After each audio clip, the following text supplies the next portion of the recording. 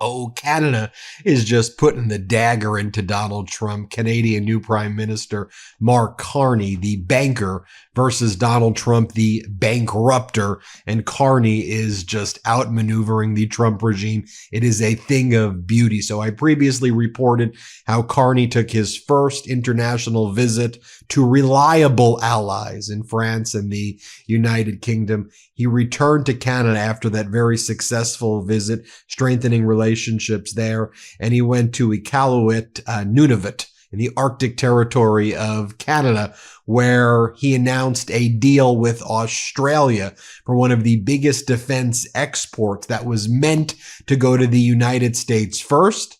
But Canada got its hands on this weapons and surveillance system from Australia to protect its sovereignty, with a message being protect our sovereignty against the United States. This weapon system was supposed to go to the U.S., but Carney went to Nunavut, where it's going to be installed, and announced this massive deal with Australia, cutting the U.S. out.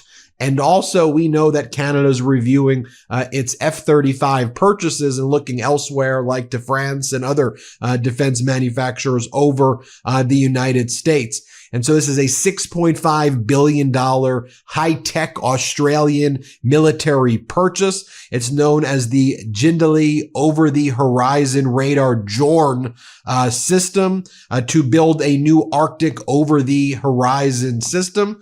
But get this, the speech that Carney gave in Nunavut was pitch perfect, powerful, saying we got to defend our sovereignty, with a message being we're gearing up our military if we got to fight the United States. He didn't say it quite like that, but he basically said it. Here's what he said. Let's play it. We're strengthening the presence of the Canadian Armed Forces to detect, to defend, and deter, and to defend the Arctic and our sovereignty. We're committing nearly $420 million to protect that sovereignty, with forces across land, air, and sea, with greater sustained and year-round presence here in the Arctic. The world is changing. Our adversaries are increasingly emboldened.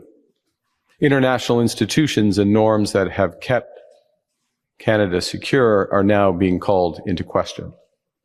And the United States priorities, our ally, our United States priorities, once closely aligned with our own, are beginning to shift. And here's another portion of that speech. I told you wanted to see it. Let's play it. And today I'm announcing that our government will be working with our long-standing defense and security partners, Australia, to build a new long-range over-the-horizon military radar system. This is an investment of more than $6 billion in the most advanced and efficient radar system.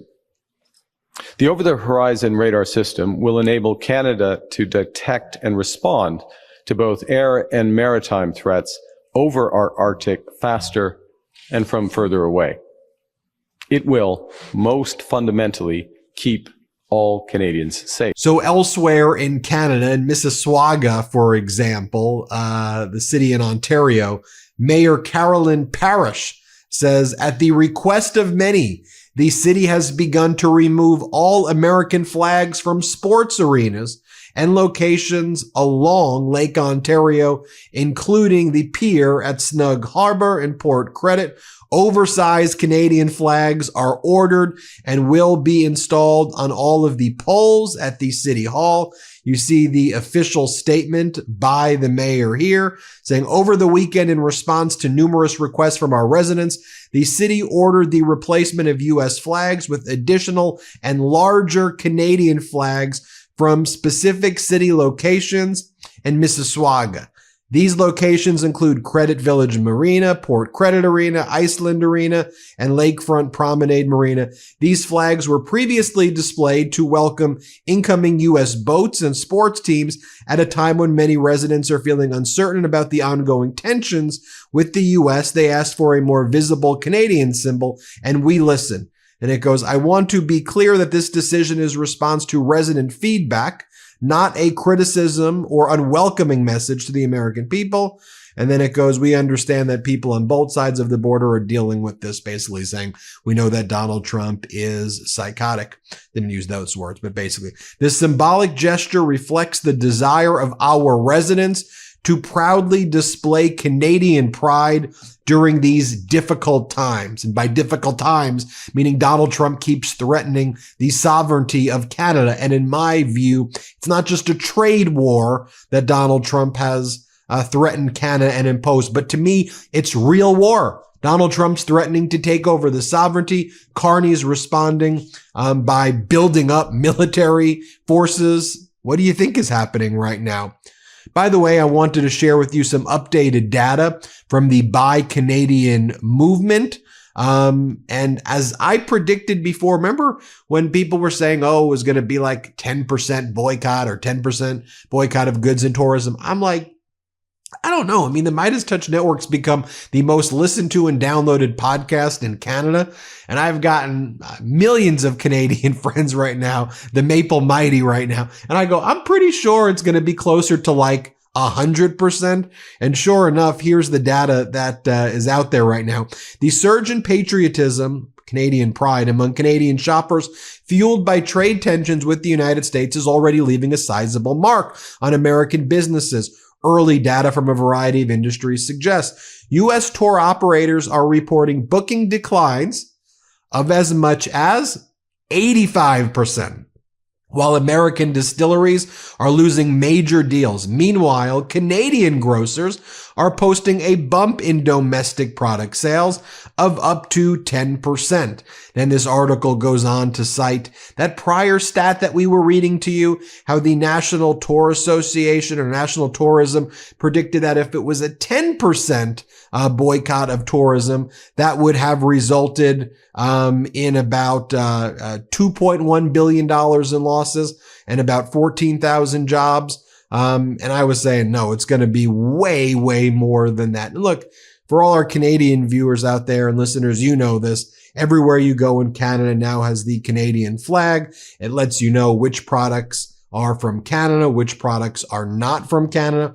It's funny because you have, not funny, nefarious that you have some people who are trying to be like prepared in Canada, like American companies. This is how desperate they're getting, prepared in Canada. And Canadians aren't buying it. That's why nobody's buying the stuff that are just prepared there. They know the difference between made in Canada versus prepared in Canada. Also, you got places like the A&W, of course, in Canada, now significantly more busy than fast food chains like McDonald's there. You gotta love Canada's pride. Gotta love. I mean, it fills me with pride here, what's going on in Canada right now in the unity. It always fills me with pride as well when I've been having these conversations with Charlie Angus.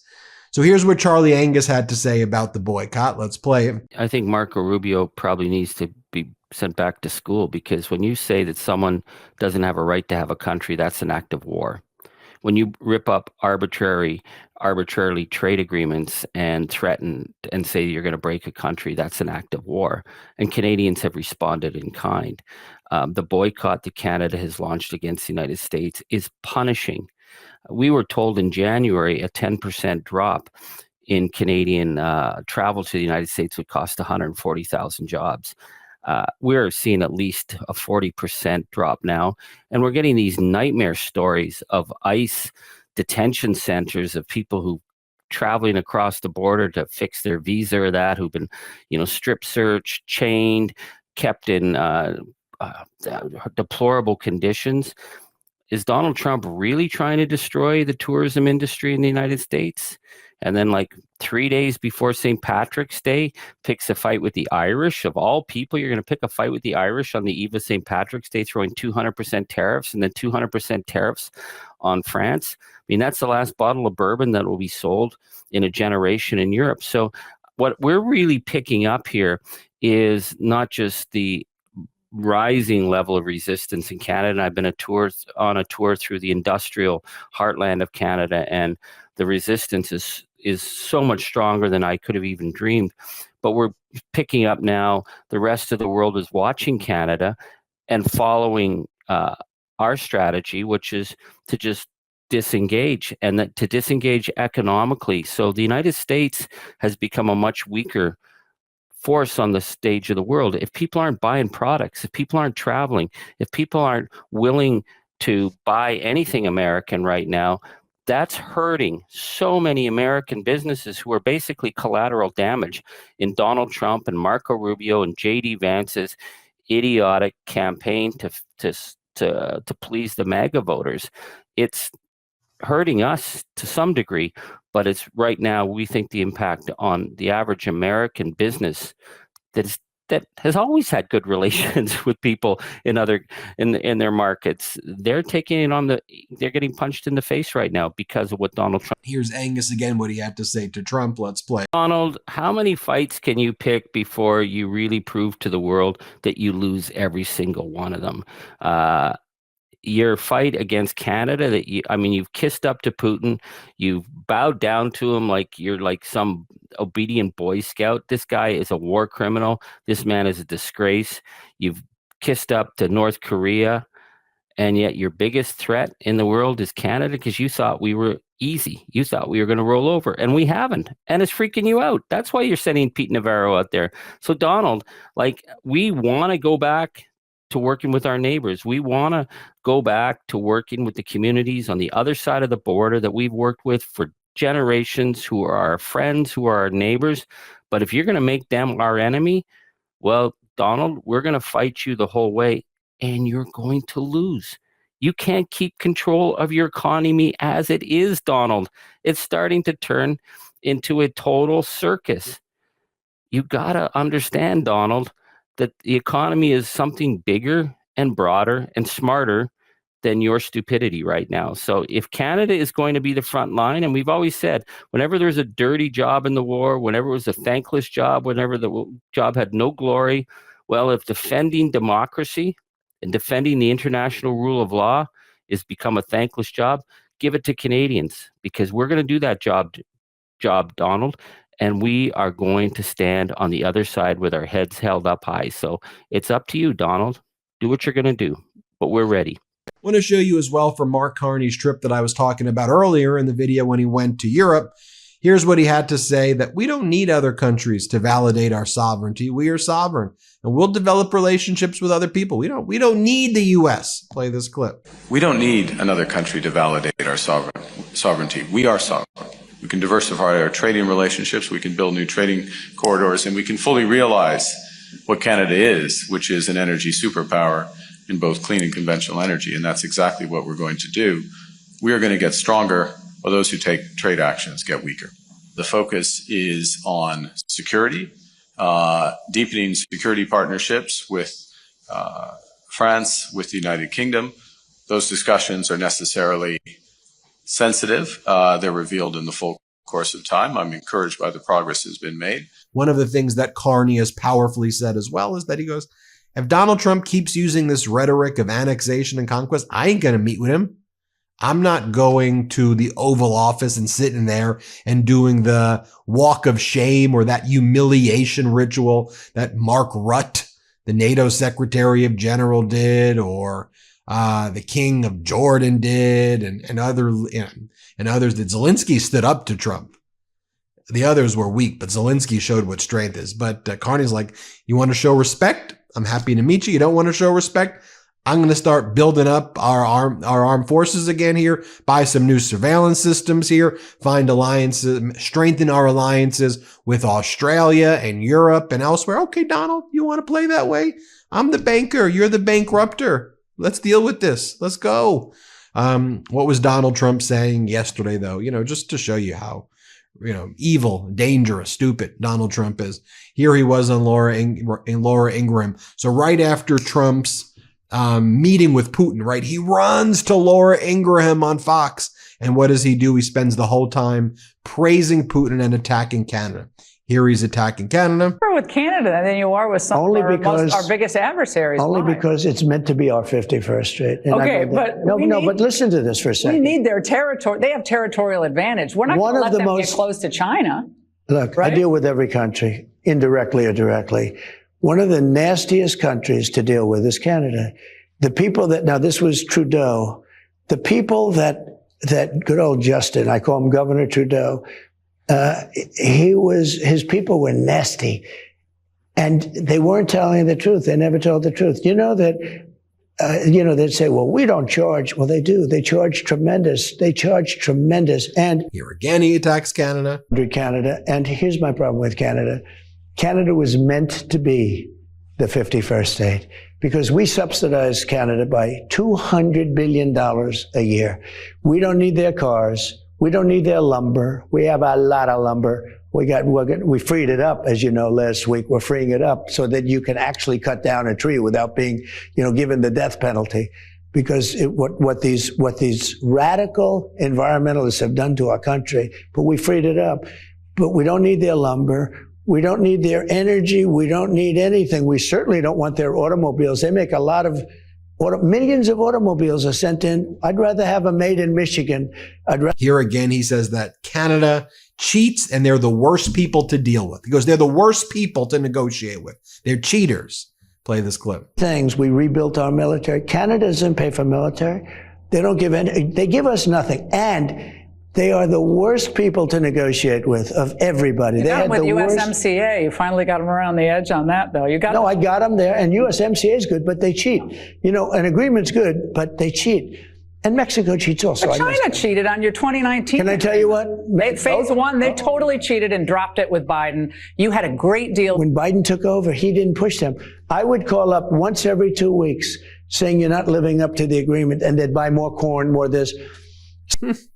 Okay, Donald. Canada is standing up and giving you the absolute smackdown, you pathetic piece of crap.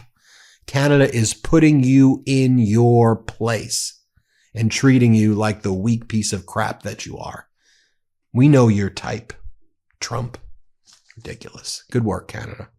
Hit subscribe. Let's get to 5 million subscribers. Can't get enough Meidas? Check out the Meidas Plus Substack for ad-free articles, reports, podcasts, daily recaps from Ron Filipkowski, and more. Sign up for free now at MeidasPlus.com.